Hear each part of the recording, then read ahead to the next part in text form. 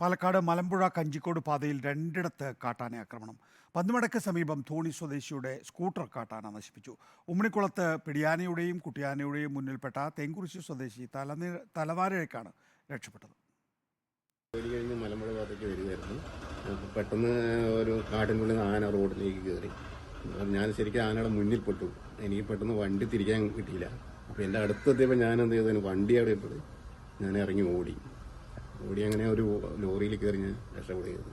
കാട്ടാന ആക്രമണം രൂക്ഷമായതോടെ മലമ്പുഴ കഞ്ചിക്കോട് പാതയിൽ രാത്രി യാത്രാ നിയന്ത്രണം കൊണ്ടുവരുന്ന കാര്യം വനംവകുപ്പിന്റെ പരിഗണനയിലാണ്.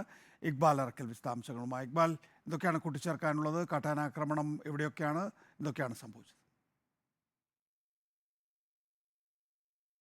ഇന്നലെ വൈകിട്ടാണ് ഈ മലമ്പുഴ കഞ്ചിക്കോട് പാതയിൽ കാട്ടാന ആക്രമണം ഉണ്ടായത്. രണ്ടിടങ്ങളിലാണ് കാട്ടാന ആക്രമണം ഉണ്ടായത്.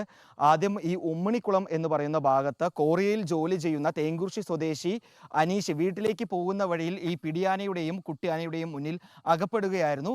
ഉടൻ തന്നെ സഞ്ചരിച്ചിരുന്ന ബൈക്ക് ഉപേക്ഷിച്ച് ഓടി രക്ഷപ്പെട്ടതുകൊണ്ട് മാത്രമാണ് അനീഷ് രക്ഷപ്പെട്ടത്.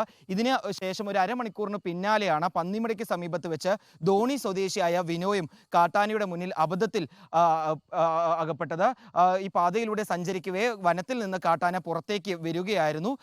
ബൈക്ക് തിരിച്ച് രക്ഷപ്പെടാൻ ശ്രമിക്കുന്നതിനിടയിൽ വിനോയ് സഞ്ചരിച്ച ബൈക്ക് ഓഫായി പോയി. ഉടൻ തന്നെ ബൈക്ക് ഉപേക്ഷിച്ച് ഓടി രക്ഷപ്പെട്ടതുകൊണ്ട് മാത്രമാണ് വിനോയ് രക്ഷപ്പെട്ടത്. പക്ഷേ ഇതിന് പിന്നാലെ ഈ കാട്ടാന വിനോയ് സഞ്ചരിച്ചിരുന്ന ബൈക്ക് പൂർണ്ണമായും തകർത്തു. പിന്നാലെ വന്ന ഒരു ലോറിയിൽ കയറിയാണ് വിനോയ് രക്ഷപ്പെട്ടത്. ഉടൻ തന്നെ വനപാലകർ ഇവിടേക്ക് എത്തി കാട്ടാനയെ ഈ വനത്തിലേക്ക് തന്നെ പിന്നീട് തുരത്തി വിട്ടിട്ടുണ്ട്. ഏതായാലും ഈ മലമ്പുഴ കഞ്ചിക്കോട് പാതയിൽ ഈ കാട്ടാന ആക്രമണം തുടരുന്നതിനാൽ പ്രദേശത്ത് രാത്രി യാത്രയ്ക്ക് ഒരു നിയന്ത്രണം കൊണ്ടുവരാനുള്ള തീരുമാനത്തിലാണ് വനവകുപ്പുള്ളത്.